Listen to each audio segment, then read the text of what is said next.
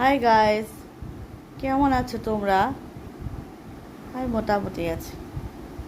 এই পৃথিবীতে সবাই যে ভালো থাকবে তার কোনো মানে নেই। তো ফিউচার আমি কি চেঞ্জ করতে চাই? আমি চাই যে মেয়েরা যদি বাইরে বেরোয়, মেয়েরা যদি বাইরে বেরোয়, কলেজে যাক বা চাকরিতে যাক, একদম মানে কোনো ভয় যেন না থাকে।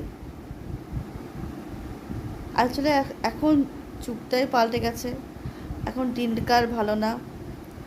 আর আমি চাই মেয়েরা যখন বাইরে বেরোবে একদম কোনো ভয় যেন না থাকে। মানে এমন একটা কিছু হোক, মেয়েরা স্বাধীনভাবে কলেজ যাবে, নাইট ক্লাবে যাবে, আর ইচ্ছা করলে ওরা নিজের চাকরিতেও যাবে। শুধু তাই না, আমি চাই যে মেয়েদের নিজে ইচ্ছাটা হোক, সে বিয়ে করবে নাকি করবে না।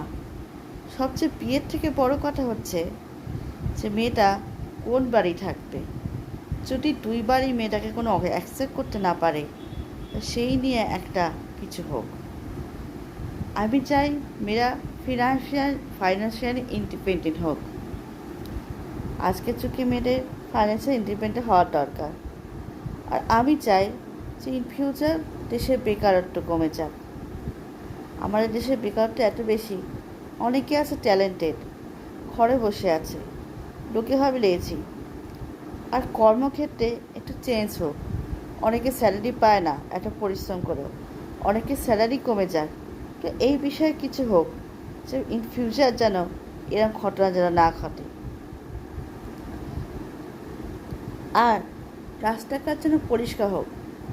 দেখো, আমরা যখন বাইরের দেশে যাই, তো দেখি যে রাস্তাঘাট কত পরিষ্কার, মেয়েরা কত স্বাধীনভাবে ঘুরে বেড়াচ্ছে।